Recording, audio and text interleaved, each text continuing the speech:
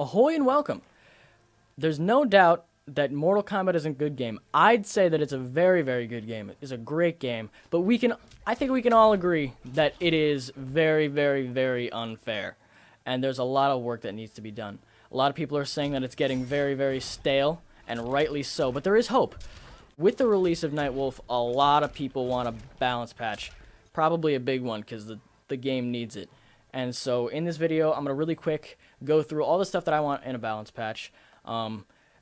This is just going to be gameplay-wise and not like specific characters what needs to be fixed because that would take forever. So I'm trying to go through it as fast as possible, which is why I'm talking like I'm on crack.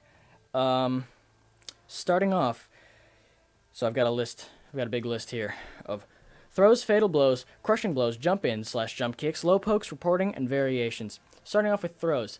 I'm a Kung Lao player, so I do a lot of fucking throws. I just passed the 1 minute mark, so I can swear. A lot of fucking throws, but the damage needs to be nerfed. 14% is just too much. I think that it should be probably somewhere between 10 and 12%. 10, 12, 11%. Like, I think that it's 12 for Mortal Kombat X, and I think that that's a pretty solid... The damage just needs to be nerfed just a little bit. That's not that big of a gripe. Next, fatal blows. Oh, fatal blows. I hate how in fatal blows you can just spam a button and you can reduce the damage that you take if you're getting fatal balloon, or you can increase the damage that you're doing if you're doing a fatal blow on somebody else. That's really fucking stupid. I don't know why they added it, because it's really kind of just a lot of RNG. You just spam and hope that you get something good. I think that all fatal blows just around the board should do the same amount of damage, 30% in my opinion, for every character. I think that they already do something like 30%. Whatever. And then also, I think that it's just, they have like a, 5-10 second recharge time? I think it's 10 seconds. That's kind of dumb. They definitely need to either reduce that or kind of take it out completely. I think that per match, you should be able to do one fatal blow. And if it hits, then you get your fatal blow, and if you miss, then you can get your fatal blow. You can try again in the next match. But it's really stupid when somebody beats me by doing a fatal blow when I blocked it like 5 times before, and then they just get a combo going. And I do like how it's a free punish, but it should be... Now, it should definitely stay punishable, but you can only do one per match or round or whatever. Sorry, round. One per round. Crushing blows. I liked the crushing blow system when it first came out. It definitely is a big part of Mortal Kombat 11. Maybe now I'm thinking that it would be better if it's taken out altogether, but they're not going to do that. And honestly, they're fun, and they can be very, very interesting. So, but like characters like Garrus, he's got so many of them, and they do so much damage, so they definitely need a nerf. I think that every character should have the same amount of crushing blows. So they should have a crushing blow in their uppercut if you duck a high attack, you should definitely get a crushing blow. You should get a crushing blow on a throw after an escaped failed for sure. I think that definitely, okay, it's so stupid how for some characters they get after an escape failed they get a crushing blow on either of their directions, and for some characters they don't even have one at all, like Johnny Cage. I don't know why the hell they did that. But what they should do is that they should have a crushing blow after an escape failed for doing a throw in one specific direction. I think it should be back throw. That's just whatever. Like, it could be forward throw. It doesn't matter. But that makes it really interesting, because after you get an escape failed, you have to guess, which is what Mortal Kombat is all about, in my opinion. It's about getting in the mind of your opponent. You have to guess if your opponent is going to go for that damage, or if they know that you're probably going to tech it, because you know that they're going to go for that damage, and so then they just go for a throw in the other direction to get that damage because they know you're going to tech it the other way. I think that would be a really interesting mechanic if they did that. I like how crushing blows you can get a crushing blow on a counter hit or a punish for certain strings. That's really cool, but it's so stupid how for some characters they have it on like 4 strings, and for some characters they only have it on 1. I think that every character should have it on at least one string. They should all have it on 1 string, or they should all have it on 2 strings. I think that they should have a choice between 1 string does like it keeps the combo going, does a little bit of damage, but the combo keeps going, and one string should be just flat damage. But every character should have the same number of crushing blows on a counter hit or punish strings. And then every character should have one, probably not two, but maybe two, one crushing blow on their special moves. And so, like, if the crushing blow is on a standard special move that the character has in all variations, like Kung Lao's spin, then, I mean, they wouldn't put a crushing blow on a spin. That would be stupid. But that's just one of his standard special moves. Then neither of the variations should have any more crushing blows that come specifically for that variation. That's really dumb. And if it's on a crushing blow that comes in a specific variation, then the other variation should also have a crushing blow for one of those special moves. Next up, I think jump-ins and jump kicks are completely broken, and they definitely need a nerf. So let me tell you what's wrong with them and how to fix it. So jump-ins and jump kicks, for the most part, they're always safe on block. Unless you do a jump kick at the highest point in your trajectory, I think it might be their turn. Maybe it's still safe. It might be punishable. But for the most part, it's always going to be safe. And if you do it lower in your trajectory, it's still going to be your turn. And jump-ins are, like, always still going to be your turn. So if a jump-in hits, I can get a full combo. Let me finish it just to show you the crazy Kung Lao damage. So I can get a full combo. And if she blocks it, she's on reversal mode throw. Our throws, I think all throws in the game do 10 frames. If she blocks it, it's still my turn and I can just get a free throw. And that's the same for jump kicks. If she blocks it and I'm lower in my trajectory, it's still my turn and I can just go for a throw. That was bad because I'm pushing her away. Yeah, there you go. That's like the perfect point to do it. Like right there. It's still your turn. You can still get a throw or whatever. And if it hits, you can get a full combo. Let me show you what that looks like for Kung Lao right now. Bang.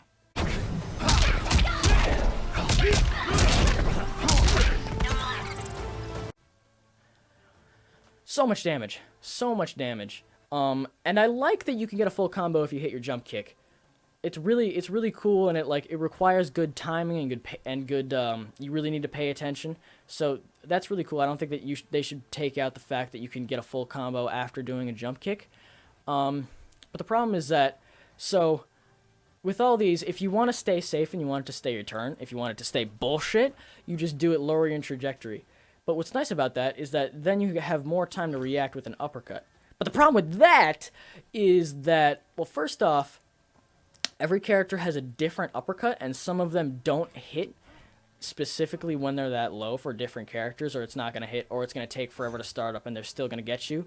And then if you go for your uppercut when they're low in their trajectory, then they can go for a full combo. So that's unfair. But the real problem with that is that the uppercut is the only anti-air, and for most characters, it doesn't hit over their head. Like, Kung Lao has one of the better uppercuts in the game. I think only a few characters do an uppercut where it's actually over their head, like Baraka. It actually hits over his head, but the problem with that is that it's really, takes a long time on startup. So you can just, after a knockdown, you can just jump over them, and they can't do an uppercut and get a free throw. And I don't have a problem with the hitbox hitting over their head, because then I do like that you can get that full combo punish, or that full combo if it does hit. But definitely the recovery should be changed. And how I think that it should happen is I think that if they block a jump kick that's not over their head in those frames, I thought I turned your reversal off. Am I silly? Ugh.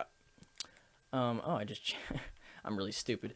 So if they do block your whatever the hell, if you do it far away where it's not in the area that's above their head where the hitbox still works for some reason, it works. There it works. I think that it should be, let's see. I think that it should be their turn, possibly, no. It should just be their turn. Or when they land, it's like 0 and 0, right? So her recovery stops when I hit the ground, and there's nothing else that I can do until I hit the ground. So it's completely fair game for anyone. And I think it should be like that for the jump-ins too. Maybe the jump ins, it should still be your turn. Actually, and for the jump ins, it should still be your turn. I kind of like that.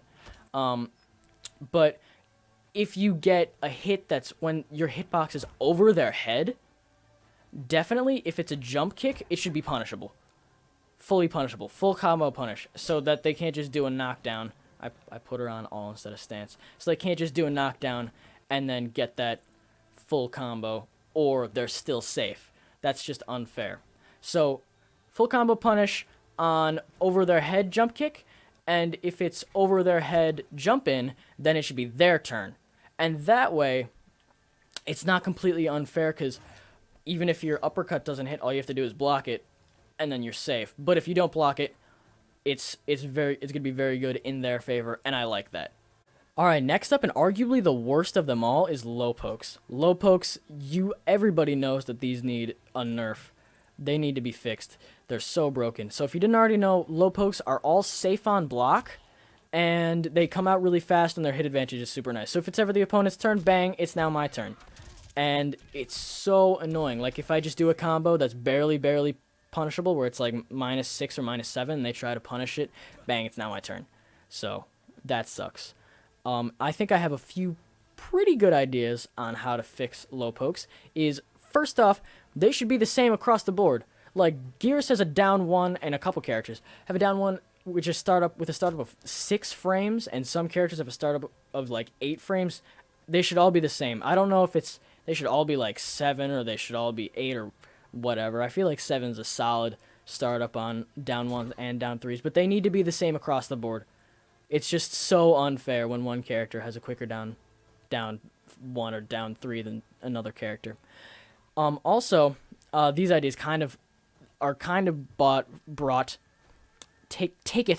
from Mortal Kombat 9, is that low pokes, if they hit and the opponent is standing, then the recovery should be the same for both characters, so there's 0 on hit or block. Actually, I'll explain on block. But on hit, they should be 0 or maybe 1, so it's barely your turn. But, like, if you ever did something unsafe and they try to do something, bam, now it's neither of our turns. It's 0. So that would be kind of nice. I think that's the only way that low pokes could ever be useful. And then if you block a low poke, if you block a down 1, I think that it should be -7 on block, so it's at least their turn, and maybe if they're fast, they can do a combo, they can punish it. And down 3 should be like 8 or 9 on block, -8 or 9. And then they can, like, it's definitely their turn if they block it, and maybe they have a better chance of pulling off a combo.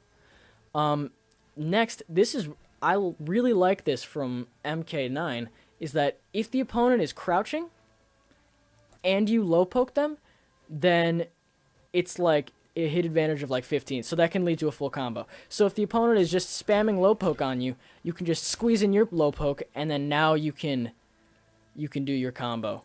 And that would make it so much more fair, and people would be much more scared, much more afraid to do their low pokes, and there wouldn't be so many wars. So, yeah. Next up, I hate to be that dude, but there has to be reporting of some kind in online, because it's such bad sportsmanship, and it's really fucking annoying when you just finished an online set with someone, like maybe it was a full 3 games, and at the end of the game they just fucking spam teabag, and it's like, well, now I'm fucking pissed. And that's just not fucking nice, and you should be able to report players for being unsportsmanlike and shit like that. Plus, a lot of times on online, you'll go through, like, it'll be maybe even like your 3rd set. It's definitely more annoying if you just finished your 3rd set, or your 3rd match in a set, and then before you win it, and before you can just finish them, or like you're doing a combo and they're fucking dead, they could just quit out, and it doesn't count. I don't think it counts as a win for them, or it might count as a loss for them. I don't think it counts as a win for you. Plus, you don't get those daily challenges, finish 5 matches, which then correlate to if you do 10 daily challenges, you get a skin. So you have to do 50 daily sets, or 50 sets over the course of 10 days. And if you just put in like 15 minutes fighting somebody in a set, and then they just quit out before you can get that win, or they get that win.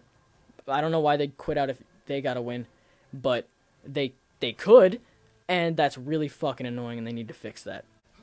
And lastly, I want to see a third variation for each character. You know, I like how there's 2 variations, I guess. But the whole point of variations is that you can use the characters that you like, and you can have completely different playstyles with them. And there's only 2 of them, and a lot of the time there's going to be one variation that's way better than the other. So they need to just, if they put in a third variation, that would be really nice. Plus, I don't know why, but many low-tier characters like Devora, they have other moves, other special moves that are really, really good, and would probably put them not like top tier, not like broken good, but that would pull them out of bottom tier. And so they should just put that in a tournament variation, because why the fuck not? You know? Plus, it kind of just gets stale if you're just doing the same, if you're just playing the same character over and over again. Like, I like Kung Lao, but I don't want to have to play Kung Lao the same all the fucking time. Like, I want his spiritual guidance special move. That's a lot of fun. And I wish that they just put it in one of his variations, because it's not too broken, and he's a low mid-tier character anyway. So, who cares, right? Alright, so thank you guys for watching. I hope that they fix some of these things, or add some of these things that I said.